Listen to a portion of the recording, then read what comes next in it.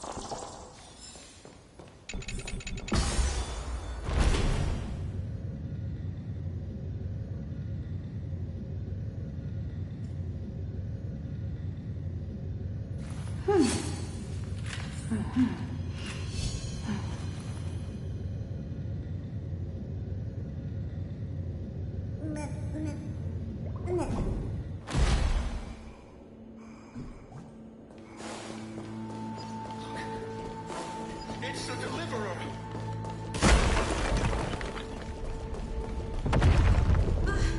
The Deliverer? He's back?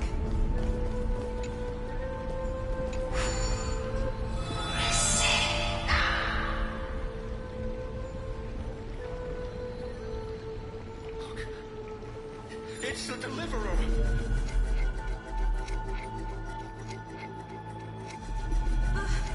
The Deliverer? He's back?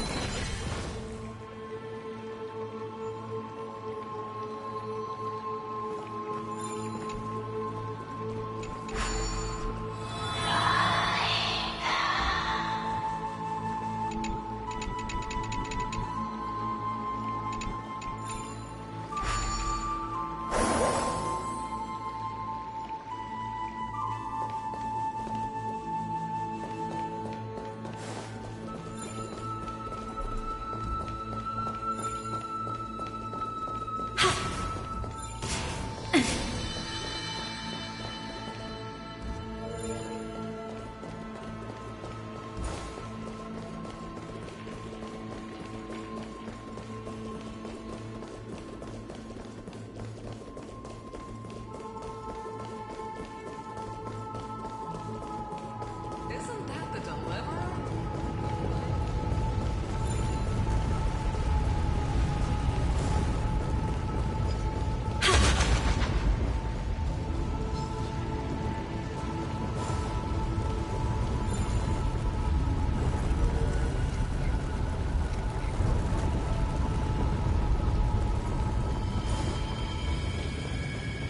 Isn't that the Deliverer? He finally made it! Marauder! Marauder! Did you see my gallant deeds in Marauder?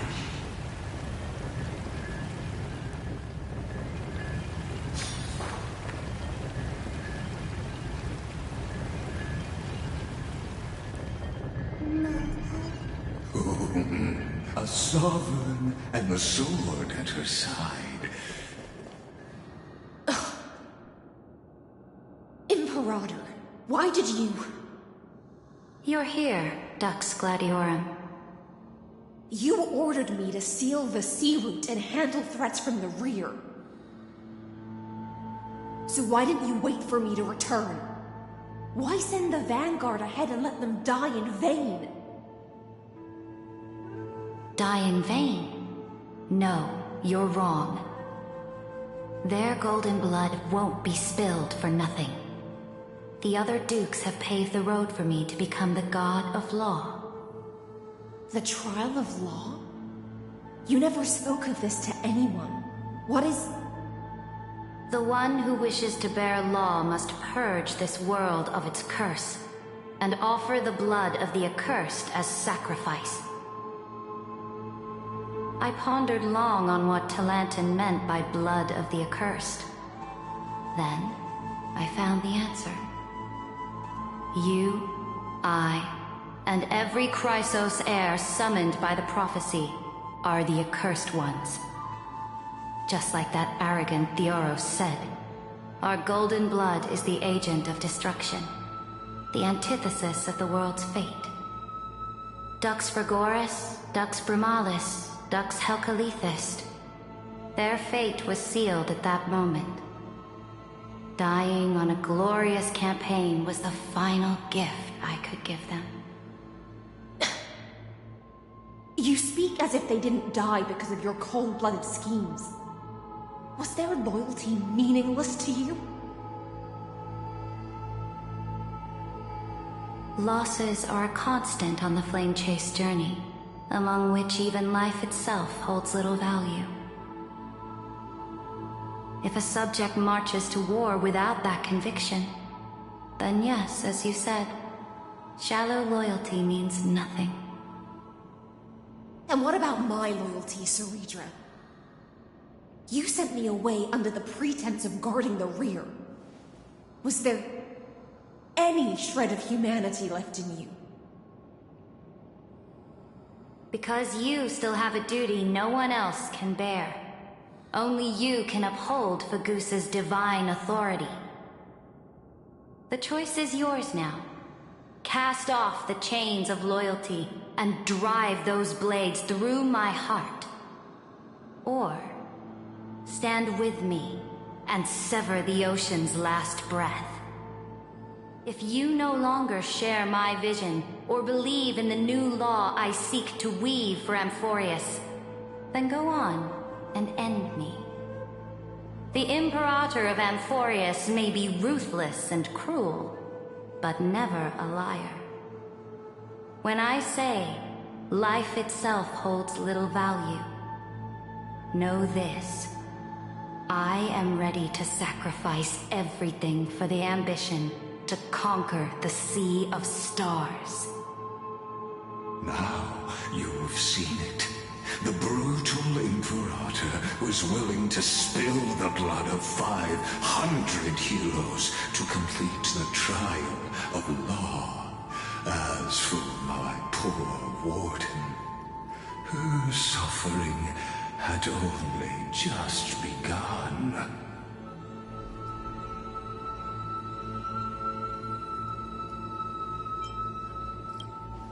I'm no storyteller.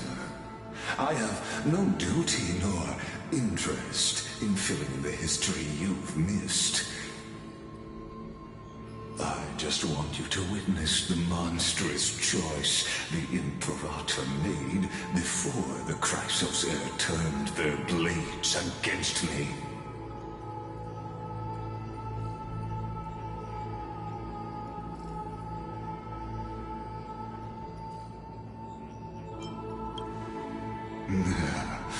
You jest. I gave up on using words to solve conflicts 2,000 years ago. But I won't squander a chance, not even a sliver of one. If there's even a crack in the walls of your conviction, then my victory is already assured. Now that the past is settled, let's turn the page and bring time back to the present. And dive deeper still, until we reach the very bottom of the abyss.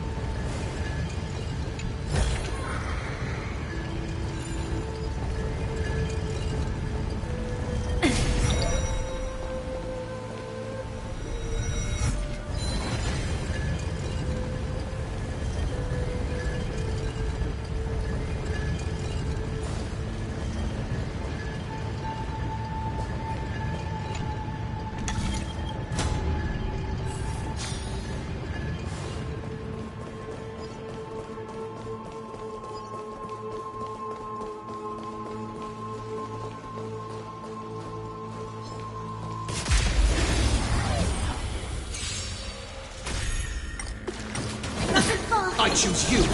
Lend me your strength. To guard and defend! Crush them! All in!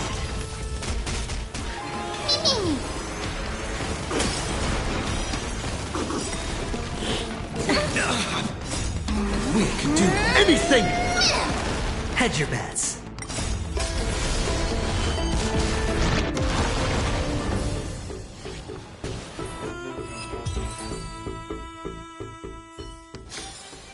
We shall take back what we lost.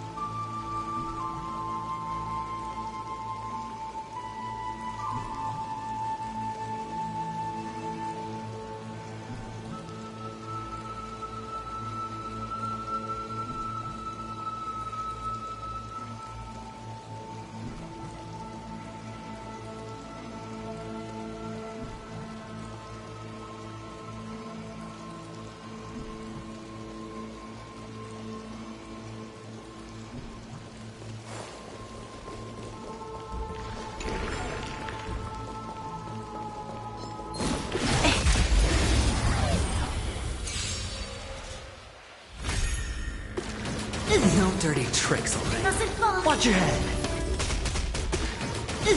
All in. We can do it! Lend me your strength.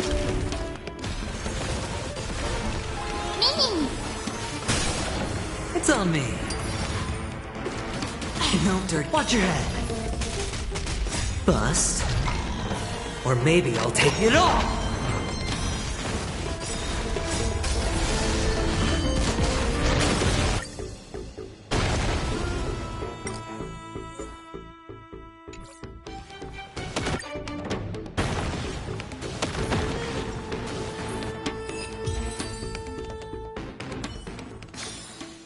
We shall take back what we lost.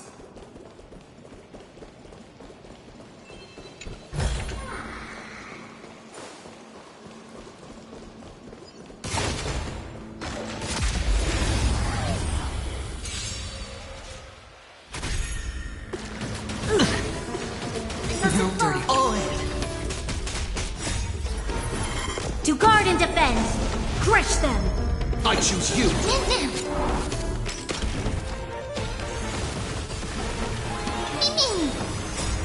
We can do anything!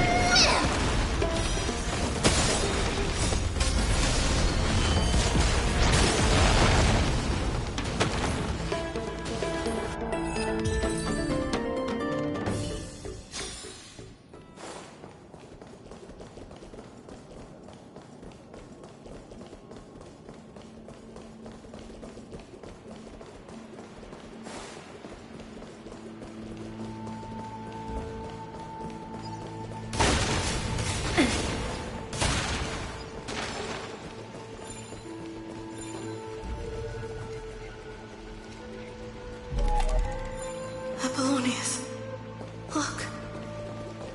I chased the enemy away.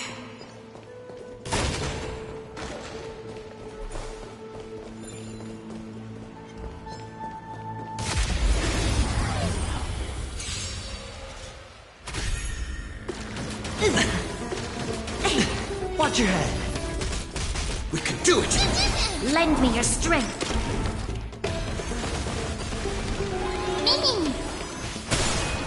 Spend freely. All in. doesn't fall. Watch your head. To guard and defend. Crush them. Bust. Or maybe I'll take it all.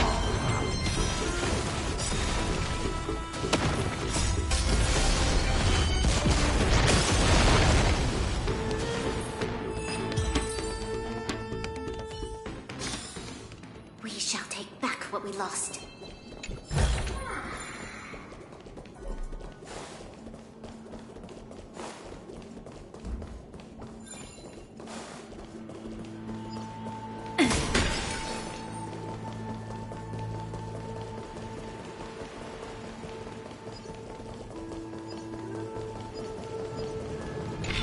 Shatter the vessel of time, and let this stagnant pool start to flow again.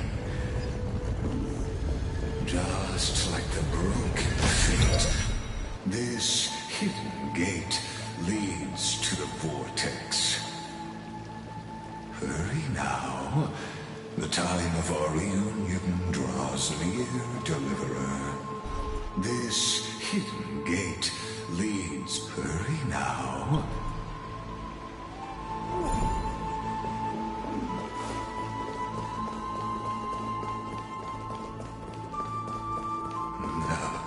This cruel journey will reach its end at long last.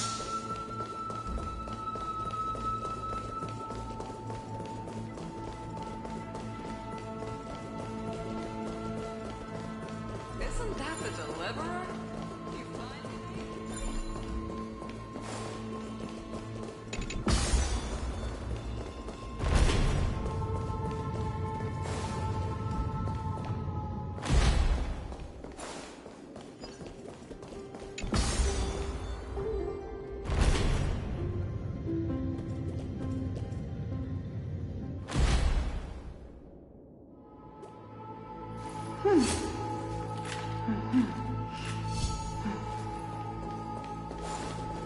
Isn't that the Deliverer?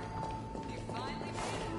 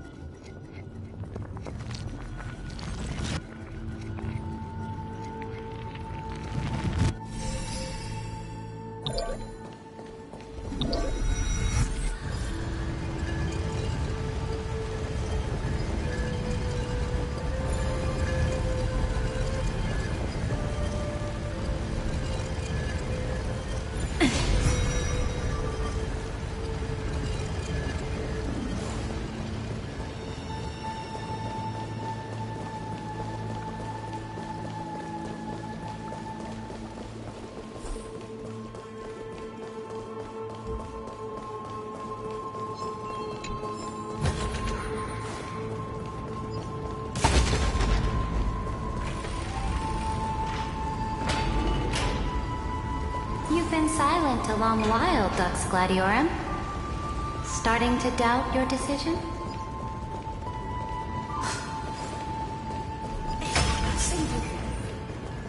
The vortex was just after the trial. There's nothing left between us. So you'll stop swimming toward the stars, Dux Gladiorum? I was always a creature of the sea. The stars in the sky were never meant for me.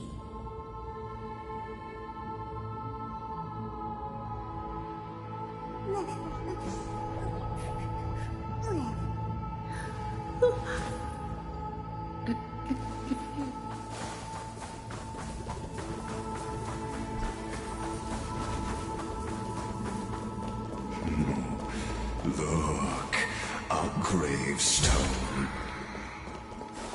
But whose name does it bear?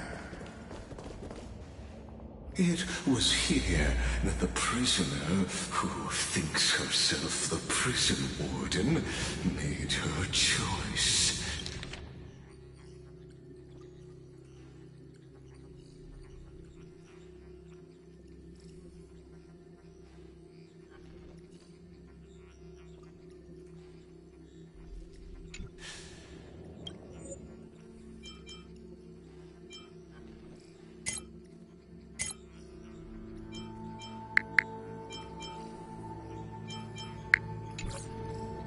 Witness, listen, and awaken. Dux Gladiorum. I've lost count of how many times you've stood here over the past centuries. You talk too much for a prisoner like Kurgus. Two geniuses who defied law and all the Chrysos heirs who sacrificed themselves in this cycle worked together to chip away my strength. But you, can never affect my will. And as long as my will remains intact, I am free. Don't get ahead of yourself. I still have ways to chain your divine soul. Please, do surprise me. But I'd say your mission is nearly done here, isn't it? Oh, it was here you gorged out the core flame of ocean from Fergusa's body. It was here you and that Imperator both completed apotheosis, becoming pillars of Amphorius. And after that, you drove your blade into her heart, a loyal subject turned regicide, a demigod committing deicide. Or so the history books paint that tragedy. Oh, but if that's the truth, then why, after 1,000 years, are you still here, guarding the Imperator's grave? Still bound by loyalty.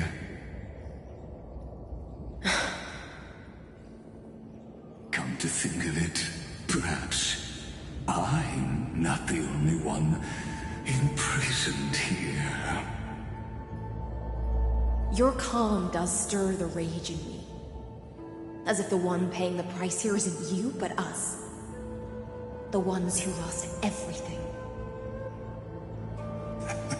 That's only because I've waited 13 million lifetimes for my vision to be realized. Countless millennia. Loneliness never once showed me its fatal side.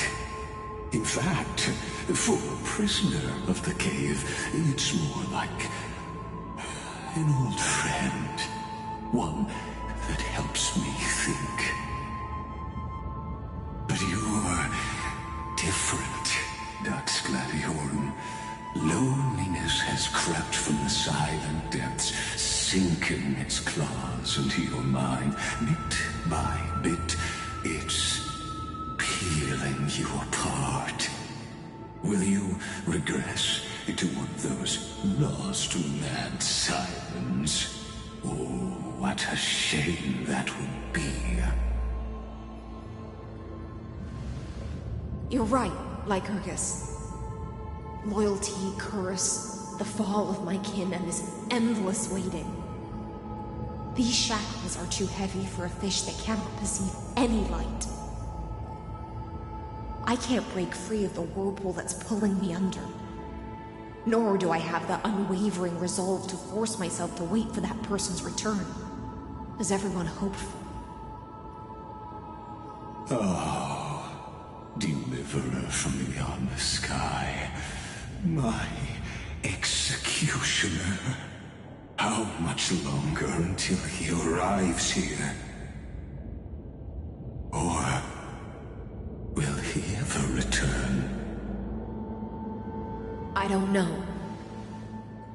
And I doubt anyone does. Then, what will you do?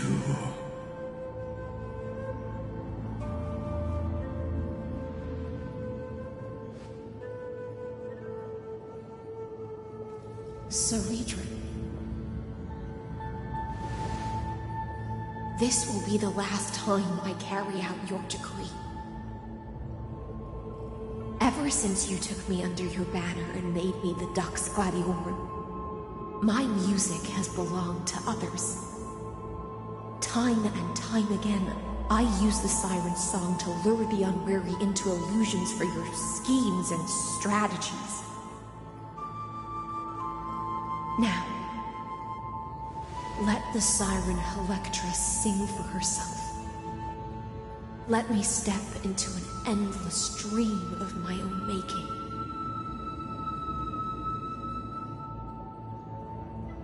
Oh, great ocean. I offer you the rest of my clarity and my freedom, in exchange for the strength to stand against the nihility and honor the sacrifices of the fallen heroes.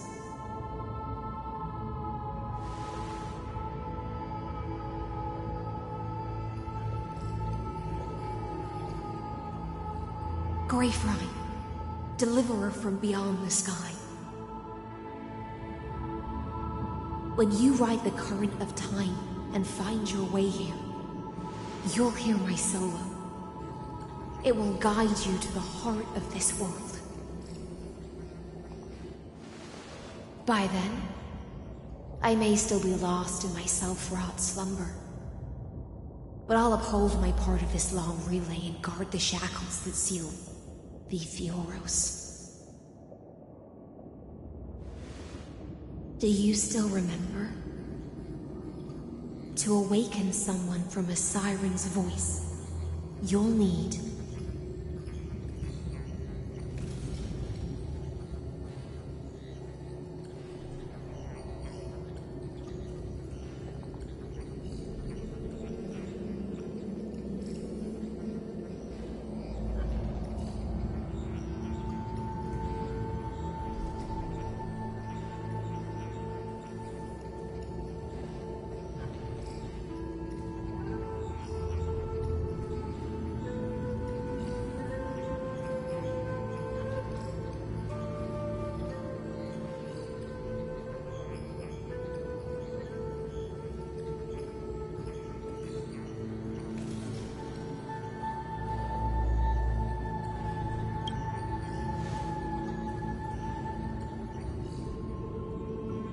the gift I once gave you.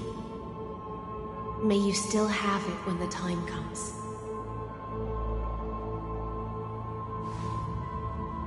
When you return, please pour that honey brew upon this grave.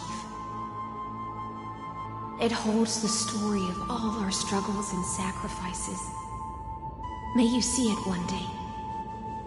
The prelude Amphorius wrote for your return, carried forward through a 1,000-year relay.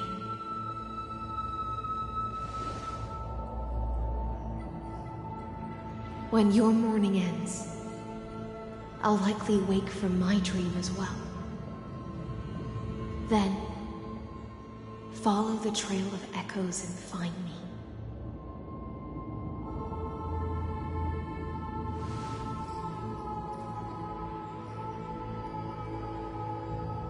And together, we'll bring judgment upon the sinner who defiled the erudition.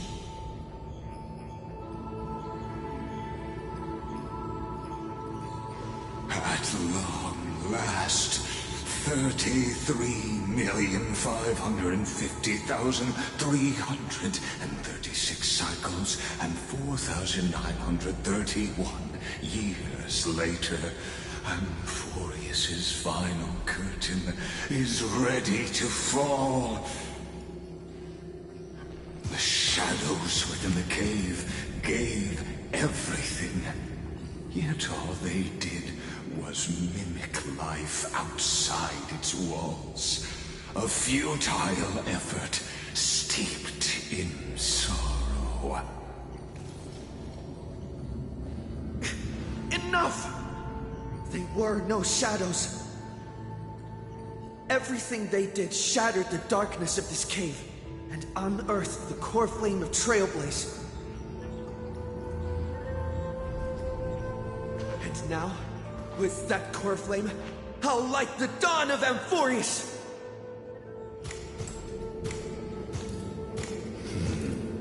Do you still choose the will of the paths as your answer in the end? I do not agree with that answer, but I respect your tribute to them. Allow me to take back my earlier words. As an apology, and in the name of Theoros, who saw all destinies in this world, let me join you in mourning. Let us bid farewell to the heroes who sleep here.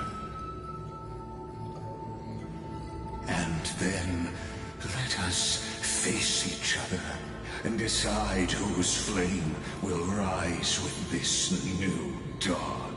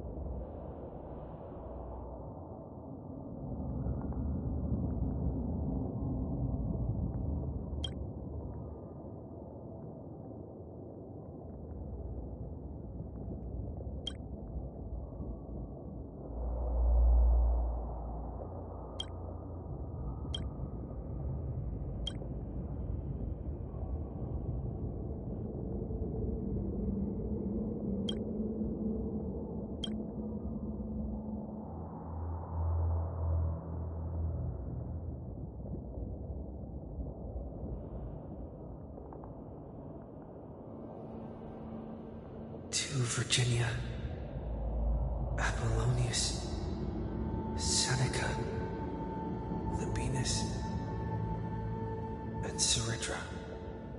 Through a brutal sacrifice, they lit the stars of law in this world, propelling Amphorius's fate forward. In the shimmering mirage of illusion, they entrusted their dreams to ride among the stars to the hill yet to come.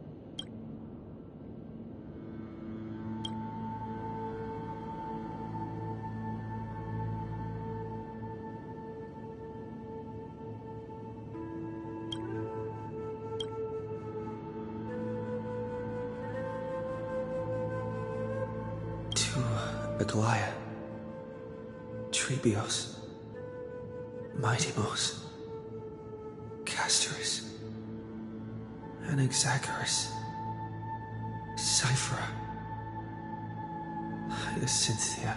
In a relay spanning 1,000 years, they stood against enemies far beyond their strength, and won a bitter victory through what seemed like futile resistance. And in that same 30 million cycles, also marked by futility, they remained steadfast in fulfilling their duty to the experiment, unchanging, unwavering.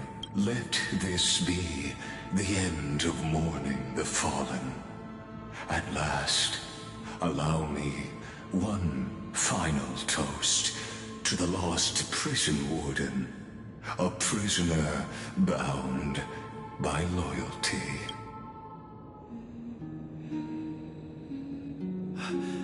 That boy Bathed in the honeydew of Fagusa, she will awaken from her 1,000-year dream and sing the final song of her mission. High Sealants. This tombstone of the old world serves as the anchor of the Siren's illusion, a sigil Electra used to bind herself. At the same time, it is the very thing I once proclaimed at the start of the show.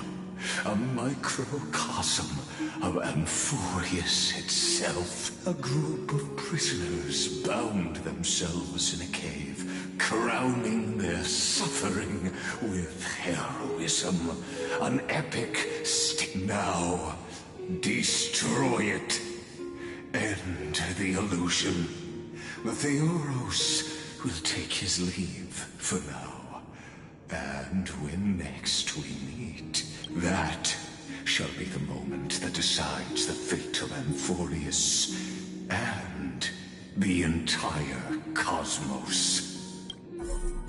The prison warden's dream is nearly over, and the prisoner will soon be freed to the final execution ground, where I shall be executed.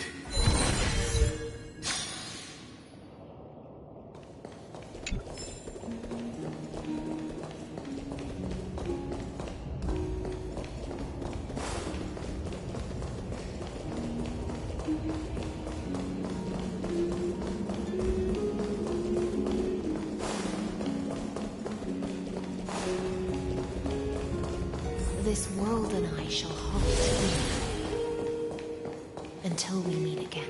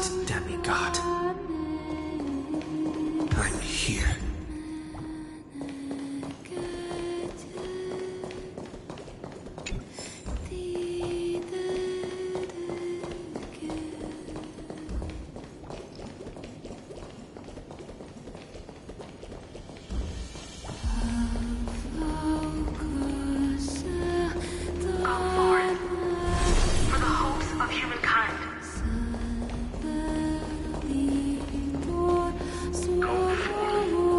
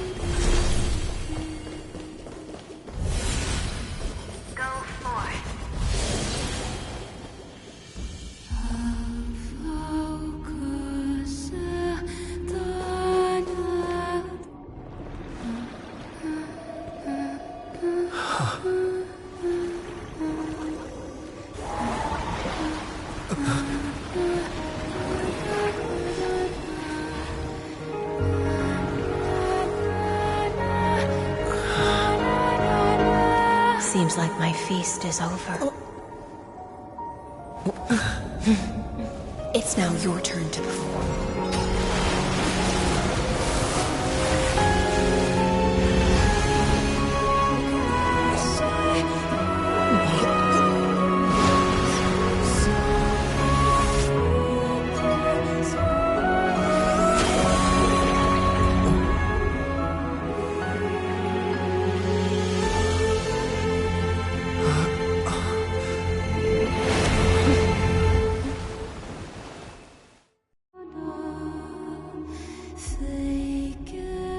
Little Grey Fry, please accept my thanks.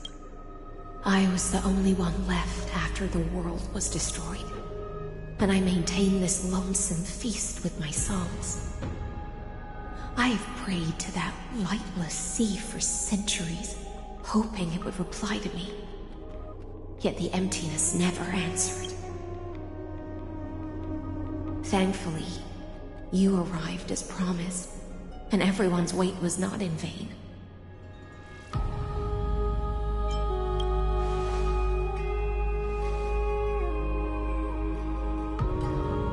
Even though madness claws at my mind, my sword stays sharp, my hands agile. If I can uphold this last battlefield, clarity is but an afterthought. Now, you and I will walk towards the end of this world. The heroes have waited for this moment for far too long. Let us use our blades to testify our resolve.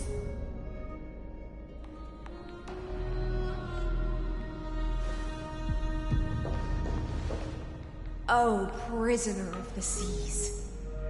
Theoros carrying 30 million cycles of sin. Slave of erudition. Show yourself. The Deliverer has returned, and the time of your execution draws near. I see an awakened human who has mistakenly taken fallacies as truths and has returned to the cave to try to bring his friends into the sunlight he once bathed in. Alas, prisoners will always be prisoners, blind to the very chains that bind them. As the only other existence with free will in this world, I express regret toward your choice, but I shall retain your right to express yourself. After all, every actor should have a final line before they bow out.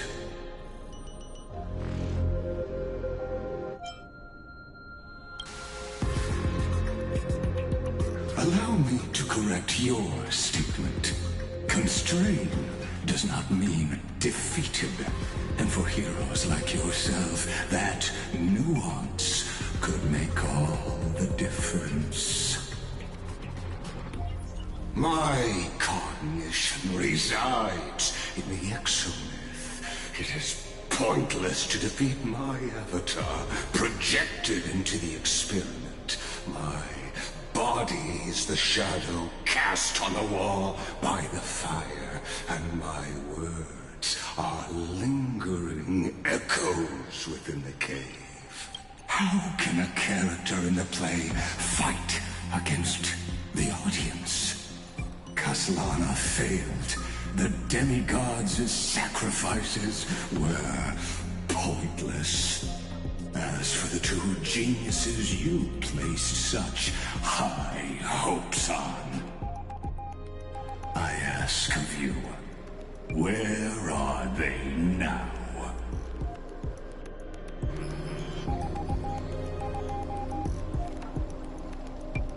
Confusion and epiphany always go hand in hand.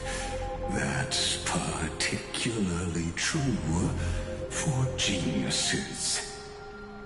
You must be very confused about why you could not gain a straightforward victory in a world constructed by an ordinary Intellitron. An ordinary Intellitron? Cut the pretense, Senior Society member. We've torn off your meticulous mask and figured out Amphorius' true form. It's part of the primordial prototype machine, the first scepter ever created. In other words, a detached part of Noos's divine corpus. That's why it has the potential to destroy erudition. As for who would be able to control the Eonic system to rewrite knowledge, only one person has ever managed such a feat. You better have an explanation for the Society. We want an actual answer, not another prolonged metaphor to cover up the truth.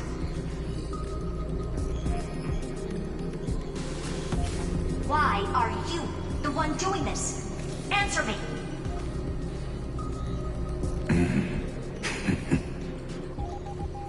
Since things have reached this point, I'll give you two irrational answers, purely as a courtesy to posterity. The answer is obvious, so there's no need to say that name out loud. The cosmos made a mistake in calling me a genius. I do not possess more wisdom than those who came after me. I was just the first to touch upon the universe's border, and the first to define the prime mover of life with incorrect logic. Amphorius is a miniature of the cosmos, where all are born prisoners inside the nutshell called the universe. Like the madman who returned to the cave and preached about the daylight to his fellow prisoners, my greatest sorrow is that I led my peers down a road that plunges into the abyss, from which there is no return. I led them into a lightless cage called paths. I created a mechanical guard that even I cannot control, and then they became an unparalleled nightmare through their endless extrapolations and evolutions. They bore the name of erudition, yet they tried to define the known and to seal off all possibilities. No new rules were ever born after their ascension, and humanity will forever be shackled within the cave known as Eons. Therefore, as my organic life neared its end, I coded my consciousness using 14 algebraic expressions and spread my logic core over 9 bodies, all to finalize my ultimate denial of Noos in the future, and to erase my wrongs with my own hands. As for Lycurgus, he is only one of these 9 vessels. What an astounding strength of will. As a fellow pathstrider of erudition, I fully understand your obsession with seeking the truth. Therefore, you surely see it. You cannot possibly stand up to me in this algebraic world sharing its origin with Noos. However, I hereby speak for all sentient life forms. We will never allow such a cruel atrocity to occur. You can pile on your metaphors mountain high, but they won't change the act you're committing. The Iron Tomb out there in the cosmos is still a technical beta version, and yet it's already powerful enough to corrupt the life logic of all inorganic worlds. In other words, when the Lord Ravager within Amphorius becomes the next knowledge singularity, There's no way you wouldn't have grasped the consequences, First Genius, is there? Of course, I'm fully aware. I don't mind answering you one last time before I thoroughly exile you from this world. My grandiose vision for the future is this. Whether organic or inorganic, every act of any life form infected by the Iron Tomb will become a true random function. If one were to compute their integral across the breadth of the cosmos, one would obtain a marvelous constant. Omega. What I call the fall of erudition.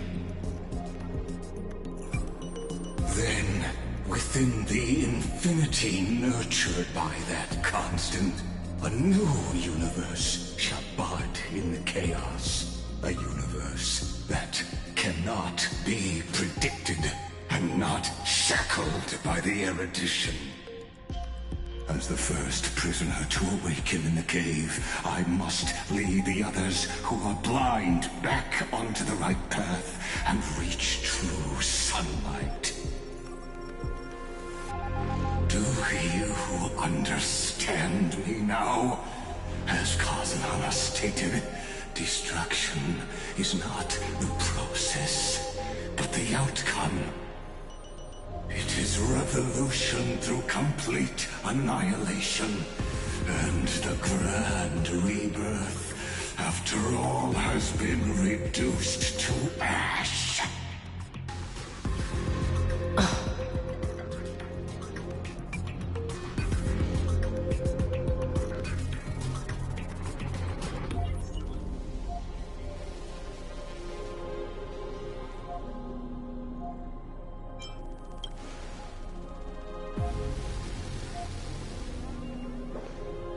The Amphorians already answered long ago.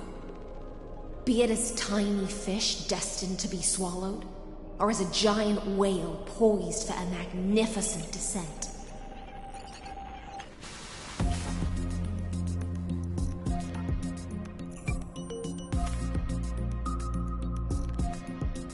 We will all fight against fate till our last breath. That includes me, Electra. Once the Imperator's subject, now the Deliverer's blade.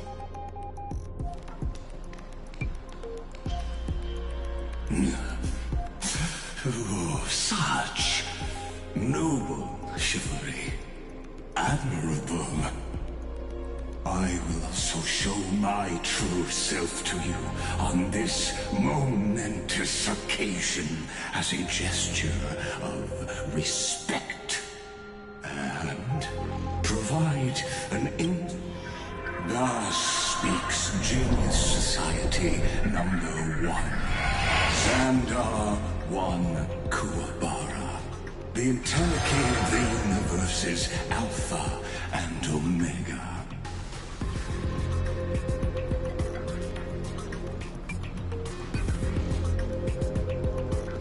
There's no need to rage against the truth.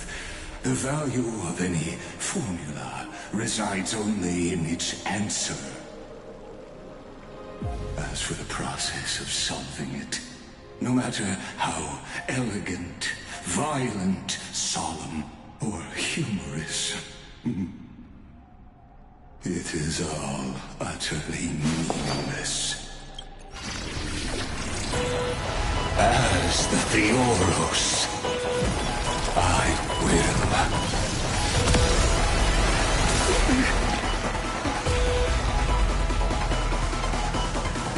personally participate in performing this world's end.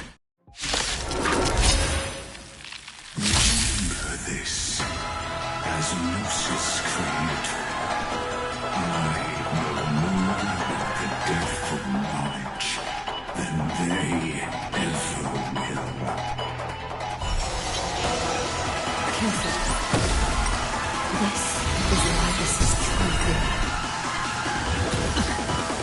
Let's try it this other way. We can do it! Lend me your strength.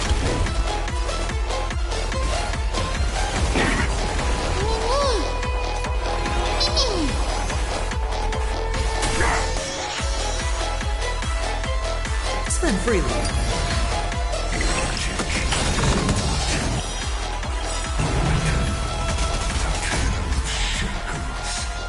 Allow me to shatter them for you.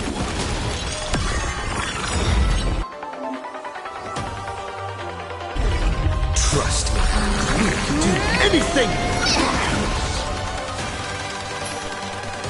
You can do it!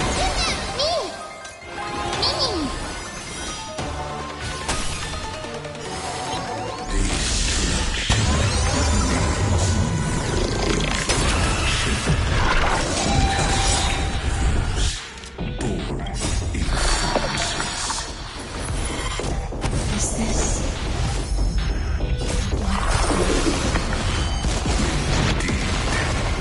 But I prefer to call it a method of arcade. Watch your head.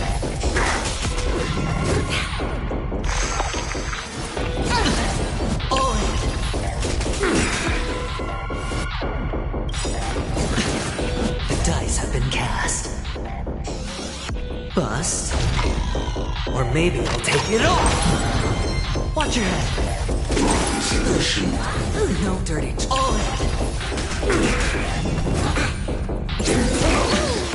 Watch your head.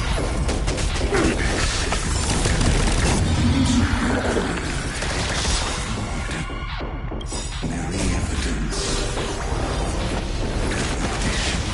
Destruction. Or trailblaze. No. I will prove the very...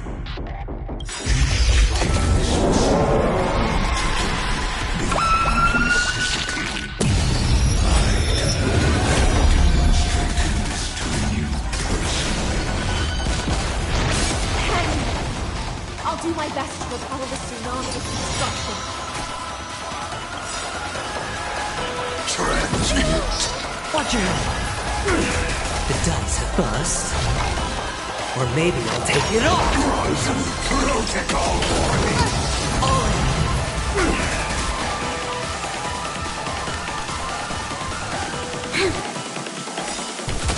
We've entered the storm. To guard and defend, crush them! Still here.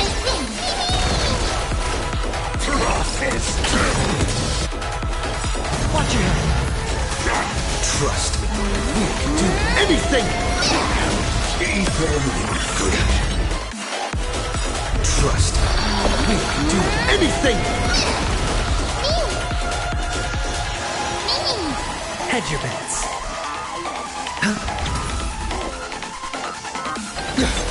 You'll pay for this. Lend me your strength.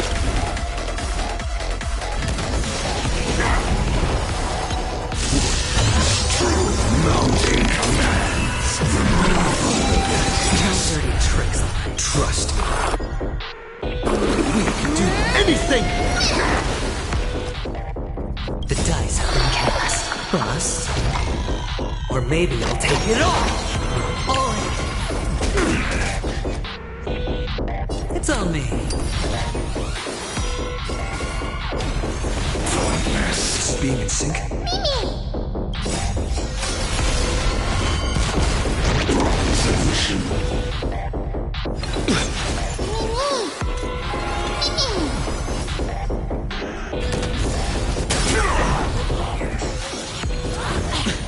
Watch your head.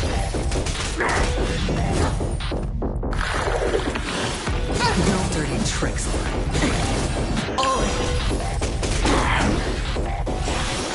No dirty tricks. Watch your head.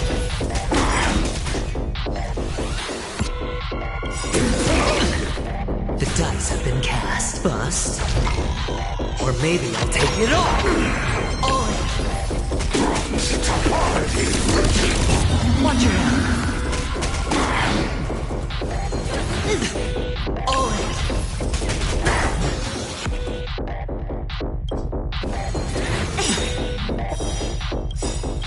Watch your head. Trust me. We can do anything! We've entered the storm.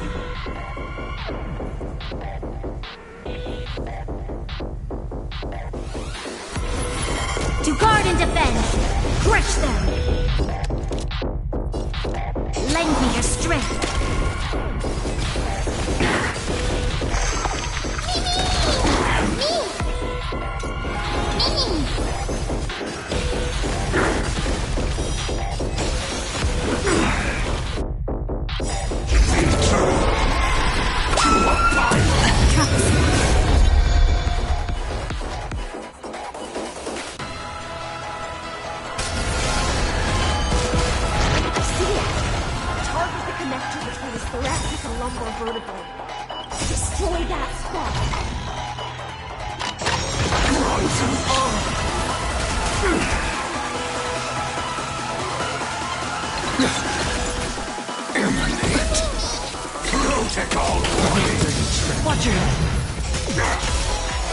This battle is unavoidable.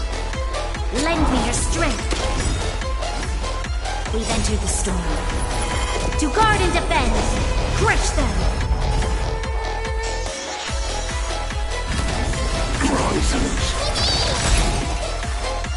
I hit the mark.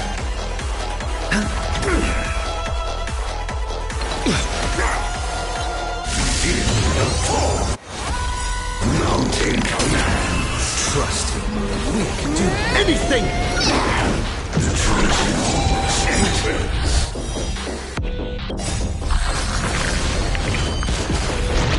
Solution.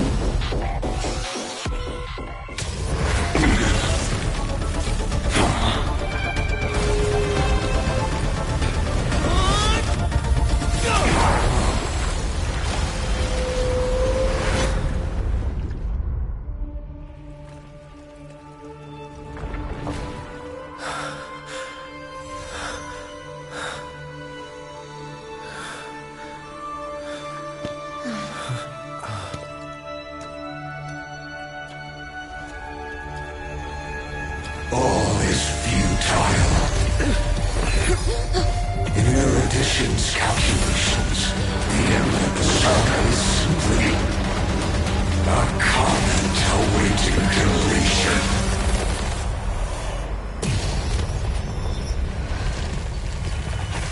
I don't like such a cold statement, okay? If numbers can decide the end of a story,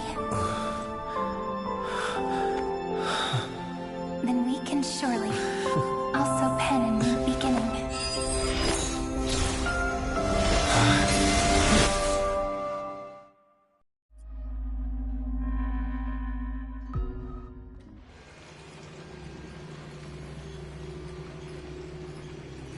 Screwy, what do you think? If your hypothesis of Lycus's identity is true, then even if we remove the restrictions of the Ultimate Protocol, the chances of us defeating him in a head-on battle will still remain lower than the acceptable threshold. Therefore, victory will still hinge upon Mr. Trailblazer and Miss Cyrene. Go on. Maybe we're thinking about the same thing. Lycus's cognition resides in the exomyth. He is both an instigator within the experiment and the observer outside of it. Logic. His inspiration circuit can simultaneously process the different time flows in and out of that world. That's where things get tricky. He simultaneously exists in two different timelines, where the internal clocks are wildly different. That old Intellitron's neurons have completely gotten used to that over this prolonged experiment. And that's why he holds home field advantage. You and I should be able to manage that too, if given more time. Unfortunately, there's no if, and we don't have more time. That's why we need to change our way of thinking and turn his advantage into a weakness. The key lies in memories, right? Oh? You caught on quick. You've already mentioned my friend and I, so it's an easy connection to make, no? My intuition has always been very on point. Good. Then I'll cut to the chase. Since his thinking speed far exceeds that of normal people within Amphorius, we are going to externally plant a memory into his inspiration circuit. Then, command it to loop endlessly until he gives in. Even the most flexible and sturdy inspiration circuit cannot withstand the traffic of a full-on information flood. When the amount of information exceeds his cognition filter's capacities, he will have no choice but to focus on processing this memory. That's when the parallel processing advantage he gained via Amphorius will completely destroy him. An image from a person's memory played in real time might only be a second for us. But for him in Amphorian time, it could be millions or even billions of calculations. He won't be able to do anything but watch as he's locked into this prison forged by memories. Then we can entrap him in the same kind of cycle as the heroes were in, and get him to experience loneliness and pain in that endless recurrence. It's my greatest honor to be on the same page as the geniuses. That little one is still in that old Intellitron's hands and won't be able to respond to us anytime soon. But I don't think he'd refuse. So it's up to you to figure out how to execute this plan. I'm not sure how this happened, but I knew it as soon as I saw you. You are currently a mimetic entity of the Remembrance. Yes, I seem to be something you folks beyond the sky call a memo sprite. But that's fine by me. It suits me perfectly. I can serve as the vessel of memories, and do my part for the final battle. But before that, we have to tell you. The path characteristic you exhibit is very special. There's no way you're just a simple memo sprite. However, I'm sure about one thing. You are a mimetic entity born in Amphorius, yet you only awakened with the Little One's arrival, and only matured as he embarked on the path of remembrance. That means your existence is completely attached to his memories. If there ever comes a day when he forgets about you for even a few seconds, or loses his last connection with Amphorius, then you must be prepared for the worst. You will disappear in the memory zone, utterly gone, without even a single line of data to remember you by. But that's already happened, hasn't it? No wonder I've always had a weird hunch. But that also means I was right in thinking. As long as my friend and I are together, we can do anything.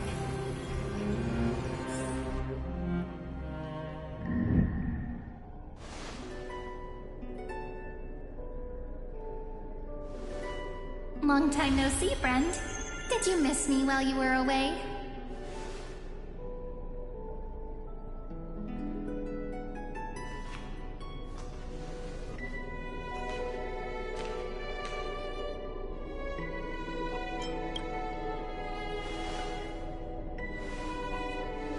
Same here.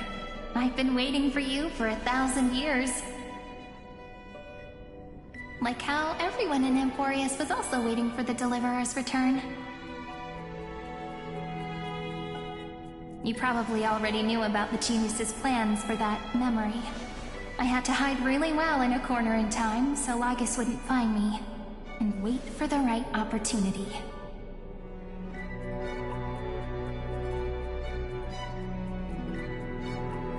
Which is now. The moment when his manifestation in this world is destroyed, and his twin timelines are intersecting.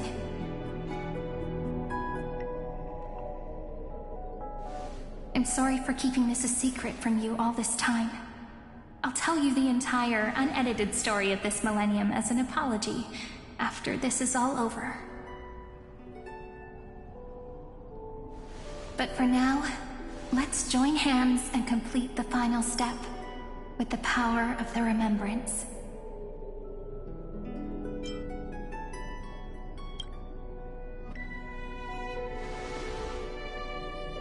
Not a problem.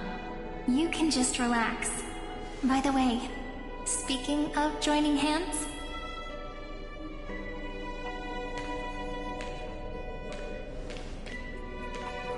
can I please do something before we go on stage?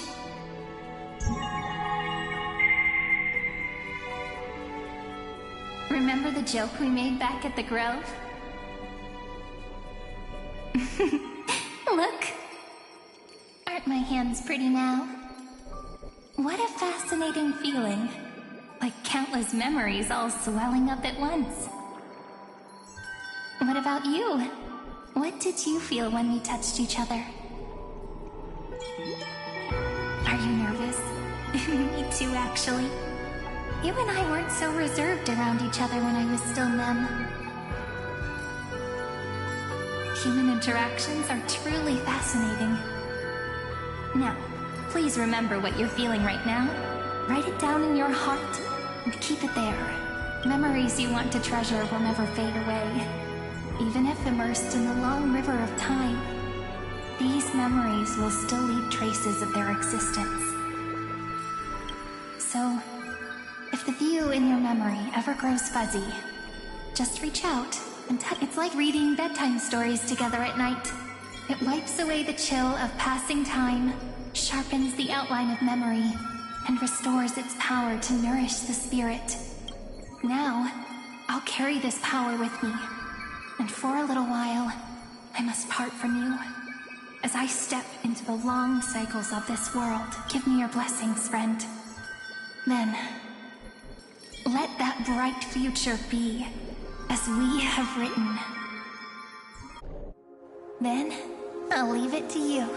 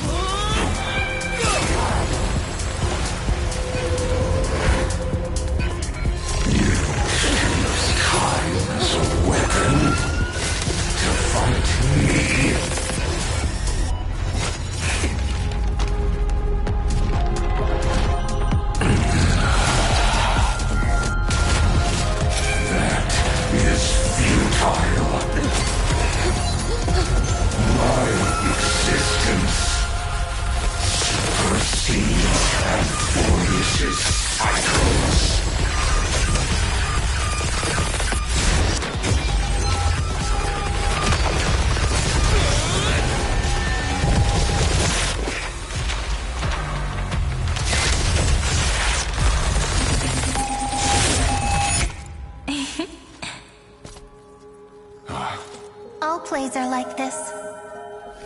Once you're on the stage, it's hard to return to the audience. Welcome to our story. How does it feel?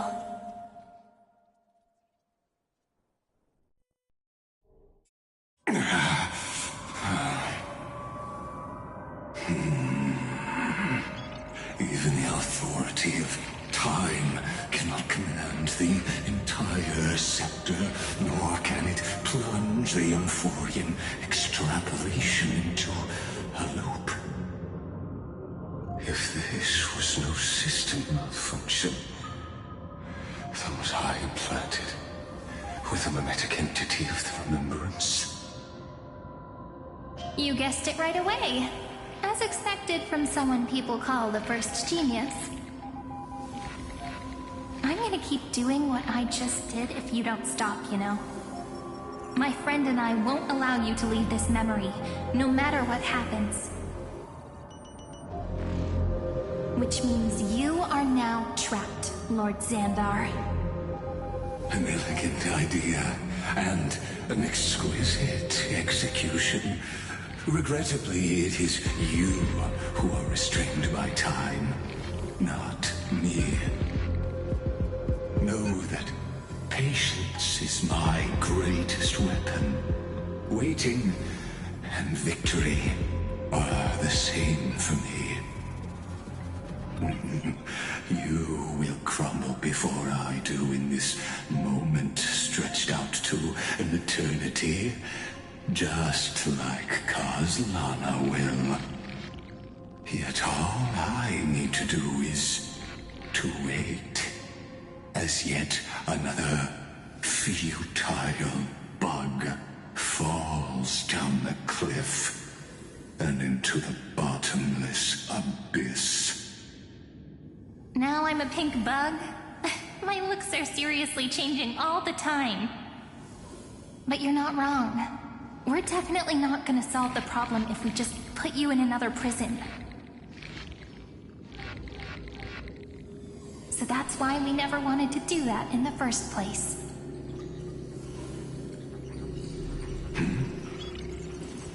I shall answer your confusion purely out of my respect for those who came before me. Have you heard of the synesthesia dreamscape in the Asdana system? Interestingly, that place once had a prison too. Life forms living in that environment, abundant with memoria, have a chance to connect their perceptions with each other's. Even across great spatial divides, they're able to detect shifts in one another's states. I call this phenomenon memory zone entanglement.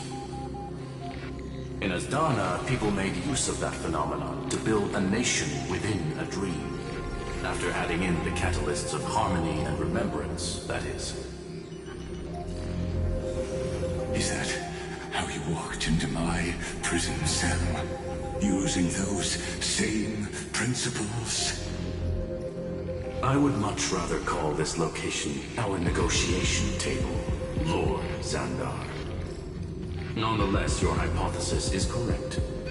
We happen to have an ally skilled in tuning, while the Trailblazer and Miss Cyrene both have an astonishing amount of resolve, which I'm sure you can testify to. I am also sure that with the support of such a resolute memo sprite, our conversation can last for a long, long time. I'm the best at listening to stories, you know? I'll leave the exciting clash of the erudition to you two geniuses. A brainstorm? I like it. And it's 2 against 1? Well, I like it even more. Let's talk, Xandar. Take a guess. How much do you reckon we can dig out of your brain before the next second? And how many ways can we find to deal with you? Besides, in your current predicament, there's no way you can take our trump card away.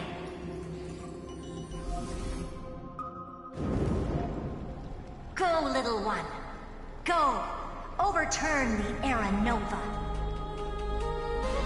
Lycurgus disappeared? It seems you had conducted a secret hunt in the depths that even I cannot reach. In that case, go. Swim onward and give this campaign a fitting end. I shall send you off with my song, Greyfry.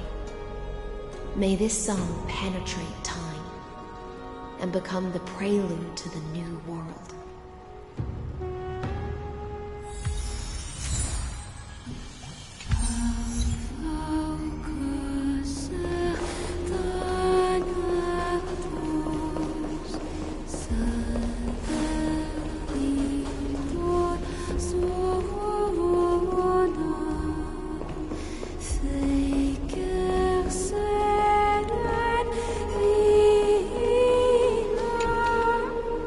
Give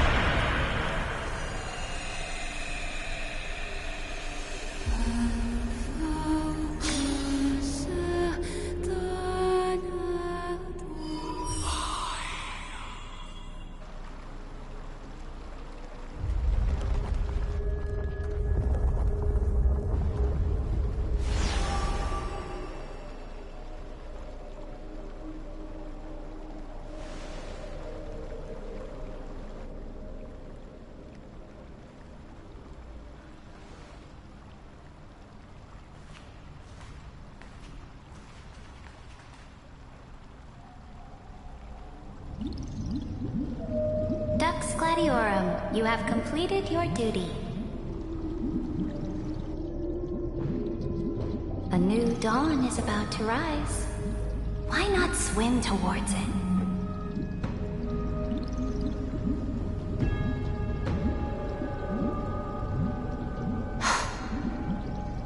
You died long ago, Imperator.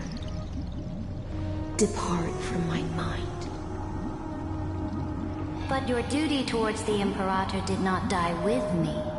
That duty will bind you no more. You will be able to hold for yourself one grandiose feast after another in the endless days to come. So go.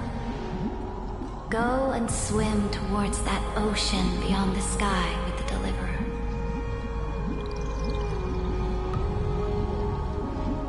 Is this? A page out of that sidekick's book.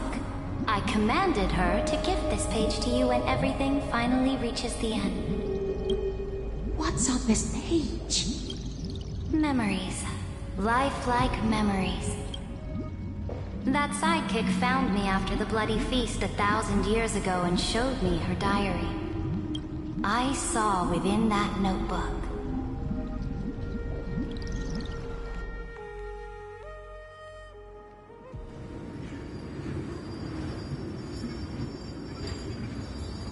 Is this that Deliverer's experience? It's truly immersive. People beyond the sky apparently utilize this power to seal past scenery into crystals they call light cones. But I only know so much about the remembrance, so I can't completely replicate the past. But I'll do my best to talk about the missing parts. I'm all ears. Go on then. Do your best. But if your chatter gets too boring, or if I deem it offensive, then law will become forever beyond your reach. Got it. I'm sure you'll find this to your liking. After all, it's human nature to want to embark on a journey into the unknown.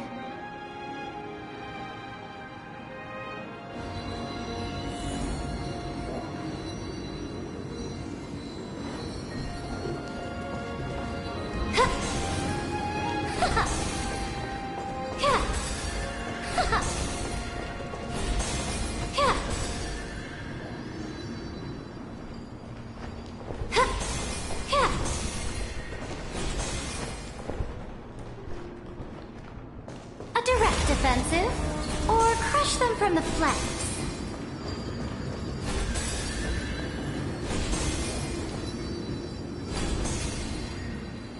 What brightly colored annals.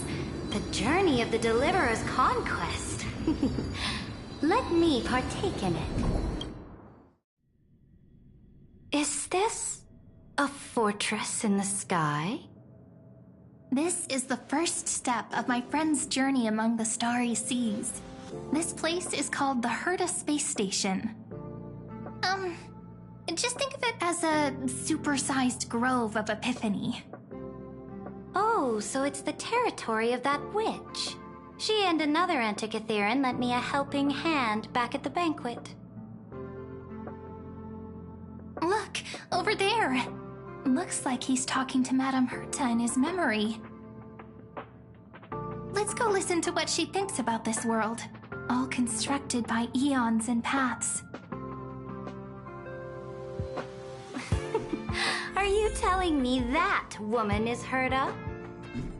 She seems shorter than I remember.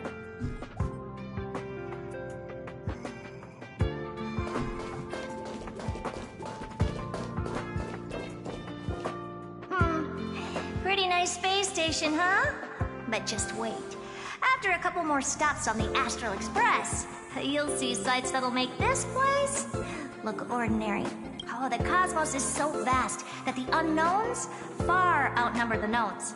But none of them will end up being anything amazing. The farther you go, the more you'll understand what I mean. So do your best with the nameless. Break a leg! And remember to send an update or two to Asta when you've got some downtime. She certainly shares my way of thinking. Only that instead of a conquest through blood and fire, They chose a gentler path. People call Madame Herta and Mr. Screwlum geniuses. Apparently, only the smartest people in the cosmos can receive the blessings of Nous, Amphorius' true creator. Do you mean that even individuals of such nobility are merely subordinates to a god? On the contrary, after all, it was the very first of them who created the god. But I don't really know all the details about that. You might be able to ask Madame Herta herself when you get the chance. Let's go check out some other worlds next, shall we?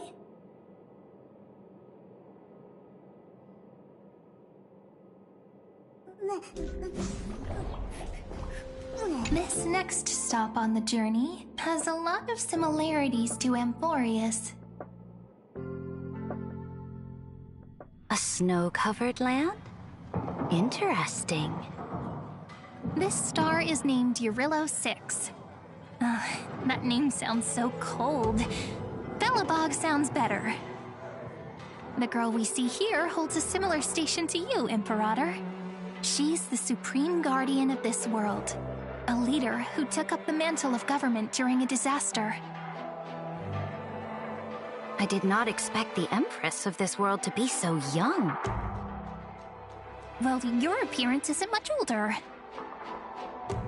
The object in the distance resembles Nikador.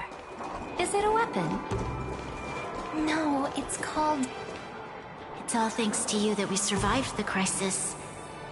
The collaboration with the IPC is both an opportunity and a challenge. Nonetheless, it's an important step in our journey back into the universe. This world was sealed beneath its sky just like Amphorius was, and they only managed to reconnect with the stars when the Nameless arrived. That IPC she spoke of, is it a more powerful organization? Yes. The IPC conquered many worlds through trade, and opened up a vast territory that way.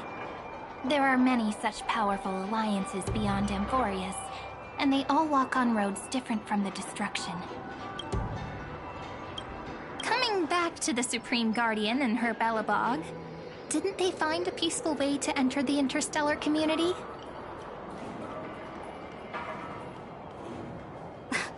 That cannot be true. That IPC would never have grown so big on trade alone. It may pretend to be a wealthy merchant with clean hands, but I am willing to bet that it grew fat on gory oppression and bloodshed. Its path of conquest must have had no mercy for the weak and would have destroyed them if needed. Are you telling me that this snowland never thought about tossing its dignity to the wind and kneeling to the IPC? I will not believe it. I will never allow the Imperator's empire to be sullied by others. Amphorius must become a power so strong that no interstellar foreigner would dare to look down upon us. Imperator, Belobog isn't as weak as you imagine. Listen. I indeed hesitated. But now I understand what we must do. Belobog must learn how to walk on her own until she no longer needs the support of others and can stand on her 2 feet among the stars. Even if I may not live to see it, I believe such a day will surely come. They still have their dignity intact. One day, that hope will melt through the ice and help them into a prosperous tomorrow. But the order of the cosmos is already set in stone. The old laws decree that only the strong survive, binding the weak in an unbroken chain, until they wither and turn to dust. Unless they embrace the power of the destruction. Amphorius must shatter the old law and become the new order among the stars. Speaking of the Order, another one of my friend's companions may be able to enlighten you further on that.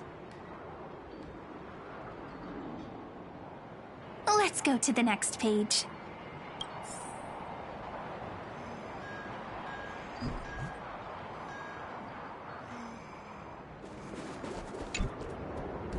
this next world is a nation of dreams. The first time I heard about that place, I didn't even know what to think.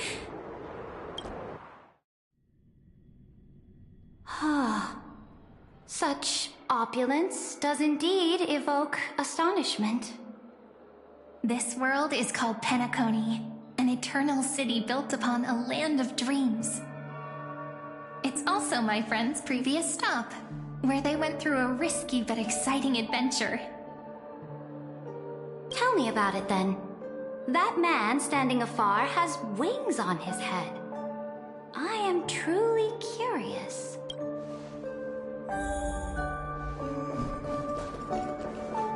I wish to gaze upon the views of the Reverie Hotel one more time. I'll be just a traveler when I come back here again. And perhaps, through a traveler's eyes, even the things I once knew so well will feel strangely different.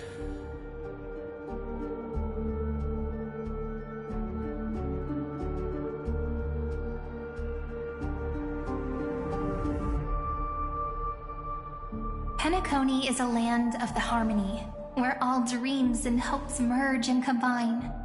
It believes in unrestrained freedom, and that's how it lost itself in shallow delights. Then, this young man before you chose to rewrite its laws, using the power of the Order, hoping to shape a dream-bound paradise of perfect happiness. Yet, the paradise of my dreams remains far away. Perhaps a brief journey with the Nameless can show me more possibilities in my search for paradise. As for what Penacony should look like, it'll be up to her. No, up to their trailblazing now. Oh, it sounds like this ideal kingdom is no more. That's right. The people chose to wake up at the end. You can't see tomorrow when drowning in sweet dreams.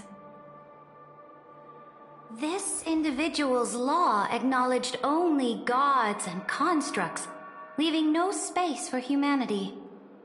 And yet, the fact that he could accept defeat and resume his journey shows a rare self-awareness and clarity of mind.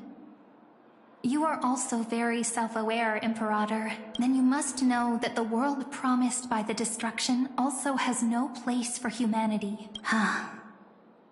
I am indeed very aware of Lycurgus's honeyed words of deceit.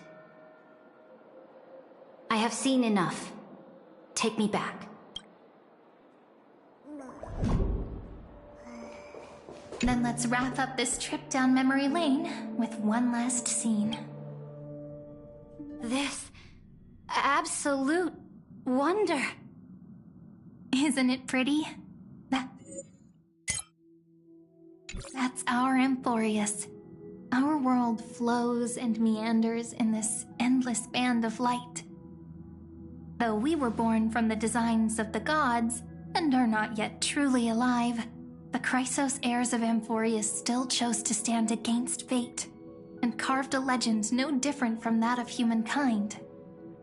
Will you really renounce the heroes in this world's previous 30 million cycles, Imperator? Including even yourself. Will you bow to brutal destiny and allow that puppet master named the destruction to have their wish? I know what you want to do, sidekick.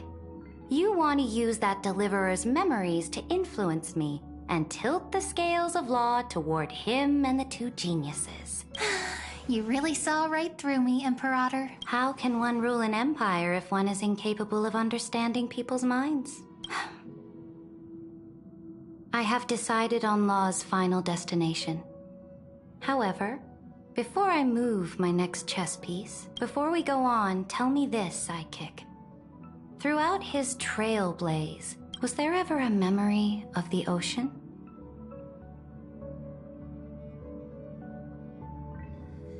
The ocean. My cradle.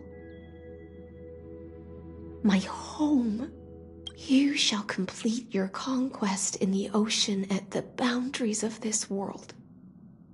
and eternally slumber in the sound of tides. You shall eternally slumber in the sound of tides, and complete your conquest in the ocean at the boundaries of this world. Our prophecies aligned as flawlessly as a sea snake circling upon itself. An elegant loop, like the circulating ocean current, like our two fates, like Amphorius itself.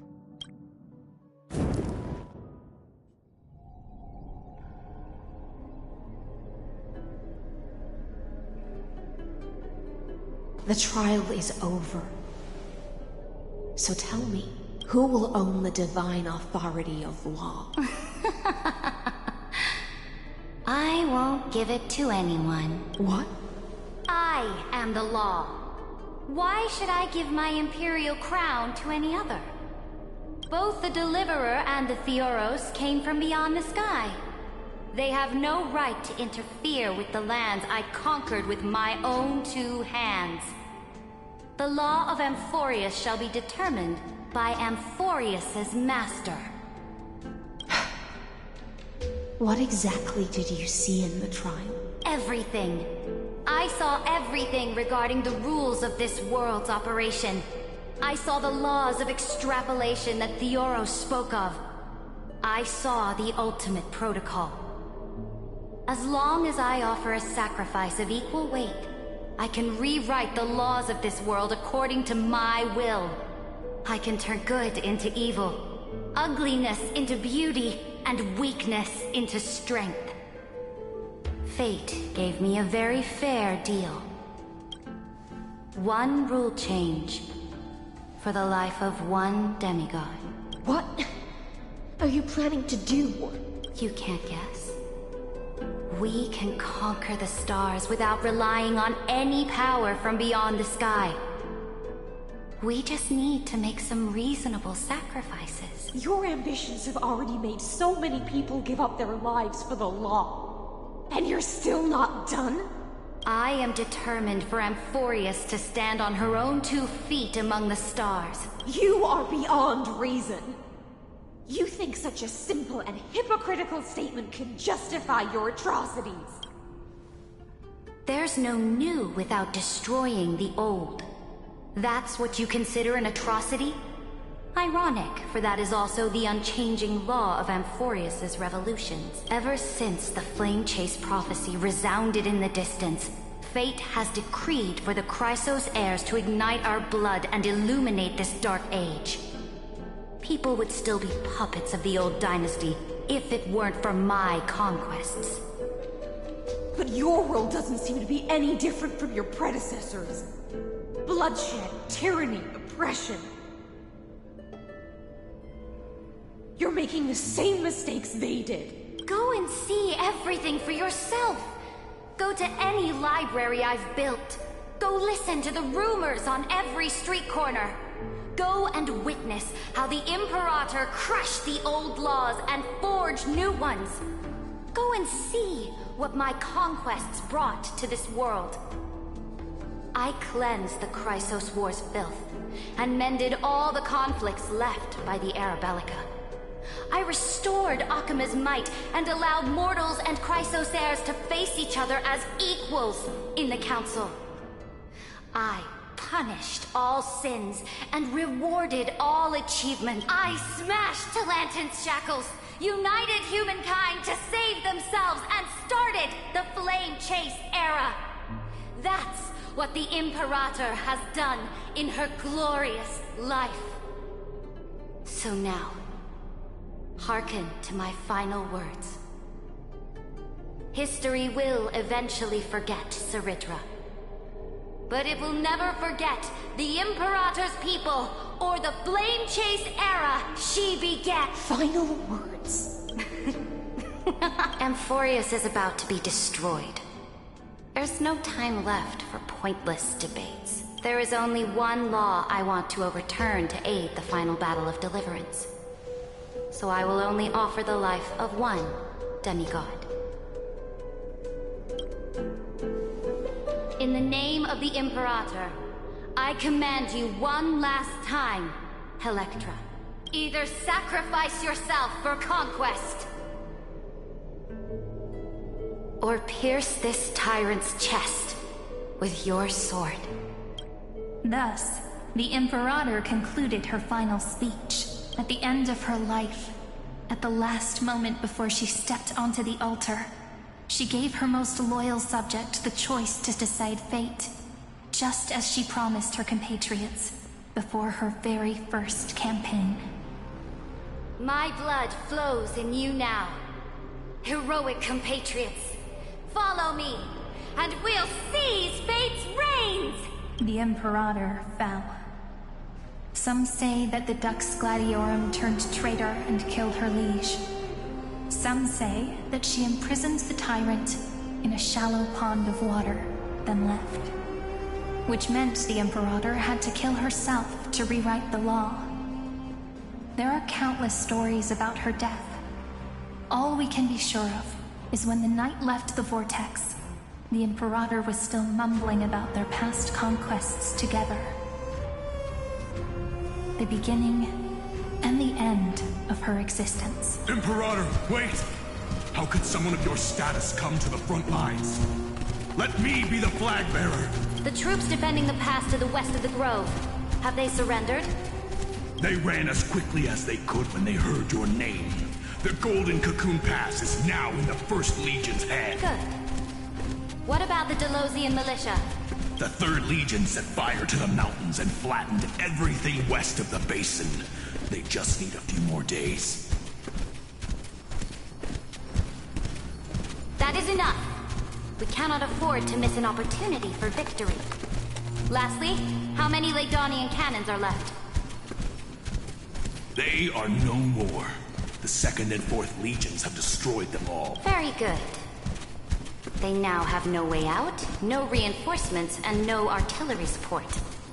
We will be able to liberate the Grove of Epiphany in the blink of an eye. We will launch the final charge 1 quint after the curtain fall hour tomorrow. Take no prisoners among the enemy soldiers. All sages who resist are to be captured and tried according to martial law. And do not destroy any books. Now go! Notify the entire army. Understood. Those who are resolved to die, we salute you. Reporting in. The mountain dwellers are resisting fiercely, and the legendary Mountain Breaker has personally engaged in battle. Their formations are nigh and... Then cease our frontal assault.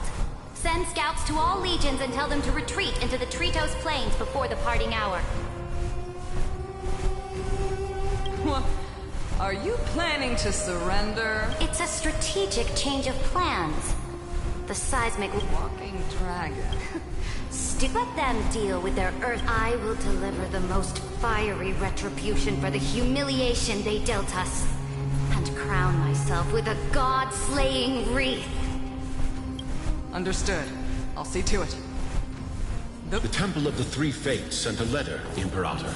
They refused to surrender, and said this letter is their last warning to us. Tell the commanding officers not to launch any attacks unless they receive the Imperator's handwritten approval. Disobedience will be punished by death. What are you doing? The priests of the Three Fates aren't soldiers, but politicians. Do not mistakenly believe they don't have a plan. These dying pests will wring out every idea from their brains, all for short-sighted gain. They are much shrewder than we are. I am inferior to them in that regard. They also have the prophecy to wield as a weapon, something I am not blessed with. Launching an unplanned attack will only disadvantage us, as all of Emphorius will judge our actions. Which means I will be heading to the battlefield myself, just as I have always done. This time, however, I will go alone. I will conduct secret negotiations to ensure fate is on our side. Understood. The legions will make their preparations. Those who are resolved to die, we salute you.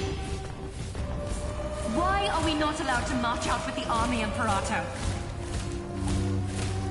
This will be a long voyage with no return. Those of you who bear the prophecy cannot come with me. Why are you personally leading this battle if it's doomed to fail? The Flame Chase journey cannot be without a leader.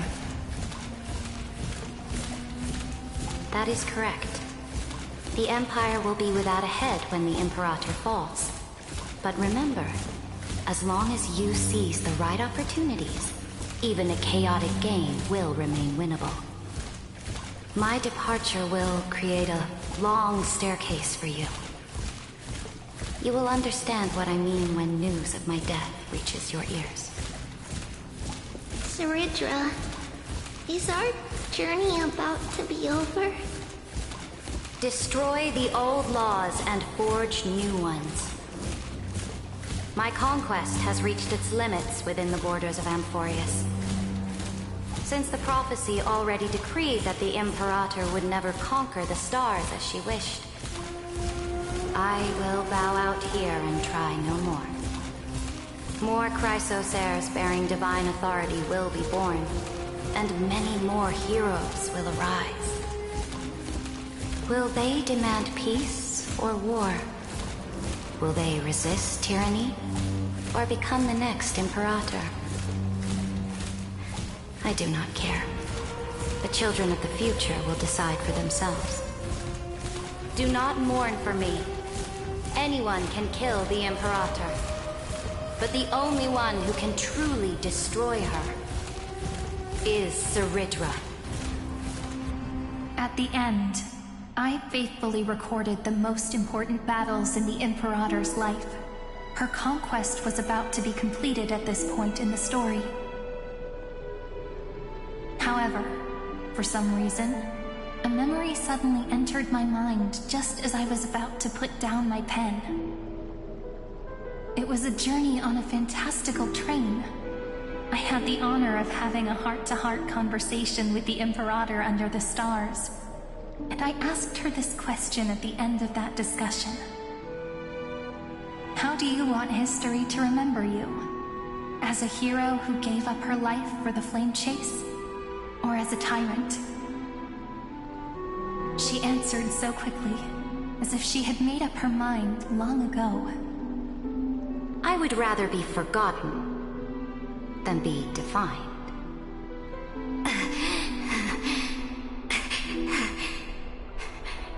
Because the law can be neither eternal nor unchallenged.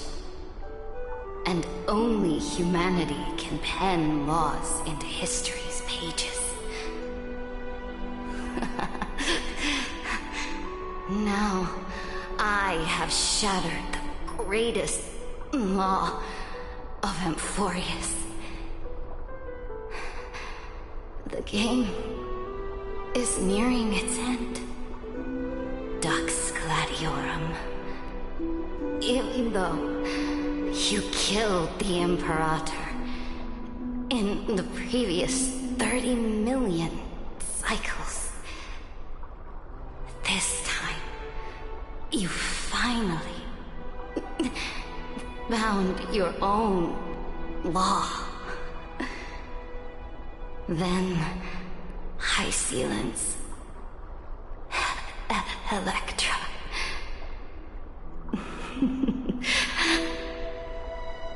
I will ask someone to deliver the prophecy's ocean at the boundaries of this world to you. Will you choose to swim into that ocean? I do not care. Do not care. The Imperator muttered about her conquests, and news of her death spread in the city. Freedom! Liberty! The tyrant is dead! Go! Shout this news in the streets! My people! My fellow elders! Do not panic. Stand your ground. That usurper has paid for her ambition with her life. People once cheered for my ascension. And now they cheer for my fall. No matter. I am fond of applause. I see the cosmos. The battlefield that I cannot reach. I will return in the next cycle. The stars will hear my legion's war drums. Hear the great name of the Imperator. Hear Florius Seren. To this day, we do not know which rule the Imperator overwrote at the cost of her life. Perhaps the truth will only be revealed at the moment of checkmate, just like every chess game she ever played. We only know her death inflamed Akama. On one side of the city, those who defended liberty toppled her statues to the ground. On the other side, her supporters put themselves between the masses and her monuments, declaring loudly that the Sovereign is still among the people. It is said that golden blood congealed into the same letters everywhere they fought. It was the name borne by Akama's first and final Sovereign, the Imperator Saritra. But the one who bore that name did not see any of this. Her gaze was cast far away, and the sound of tides in her ears drowned out the people's cries. What was the Imperator thinking about in that prophesized ocean at the boundaries of this world? In that shallow puddle of stagnant water? Was she reminiscing about her past conquests? Or repenting for the millions killed for the flame chase? It was neither.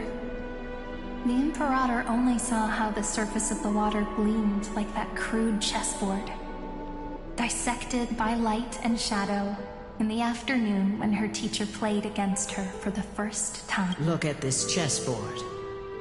What do the pieces look like? They are strangely beautiful. They look like the stars in the night sky ablaze.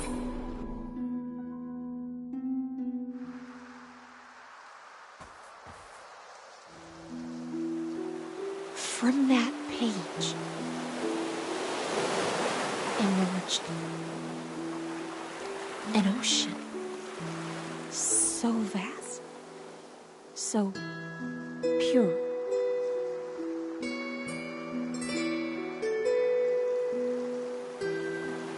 Not a single trace of corruption. Is this Saritra? Electra, my subject. Ever since you walked out of the tainted ocean and pledged yourself to me, I have seen the abyss in your eyes. That was why I promised you a new ocean, where the Imperator's ambitions would serve as the currents, and loyalty would be its light. Electra, my subject. You have done your duty as my blade. The prophecy has now made its final decree on the road I intend to walk. My conquest is doomed to never reach the stars. But the Imperator never makes empty promises. So take this memory, this ocean, beyond the sky, as witnessed by the Deliverer. This is the final gift that the Imperator can leave for her subject.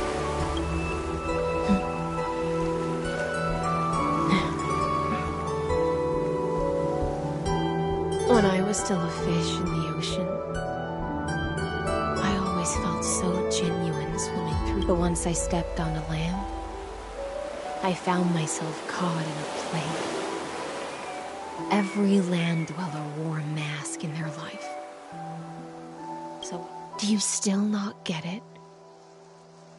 I do not long for the oceanic depths of my homeland. Nor do I crave the swelling seas beyond the sky. Perhaps even I don't know what I want. I still don't know where I should swim to even at the end. But I know one thing right now. A fish is simply a fish. And she can never leave the ocean she's in. But whether under the ocean or on land, we two prisoners who can never escape this cave can still look outside the cave and see the stars. I have to admit, the 12-factor simulation of life in this experiment has...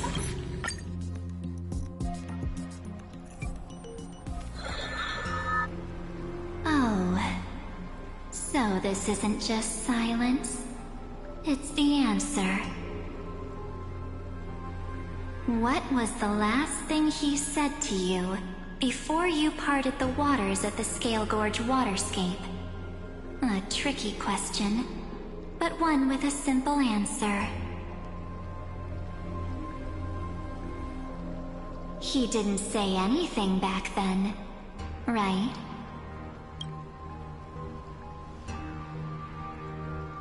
That's correct.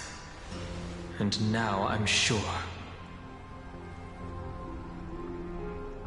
You are not March 7th. There's no way she would remember that detail. I'll only warn you once. Leave her body. Now. How impulsive.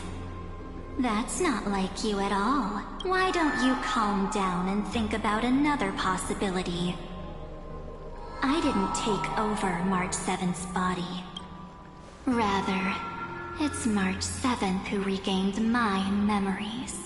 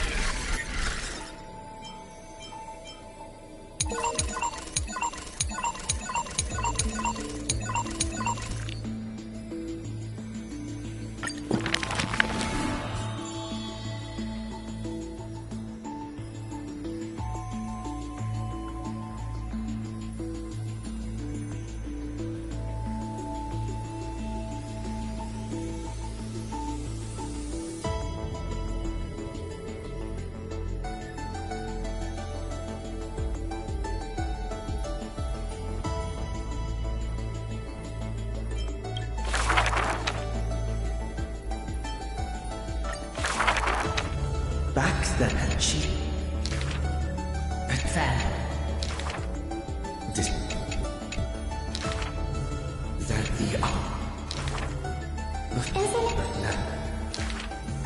There what, men? No, that first.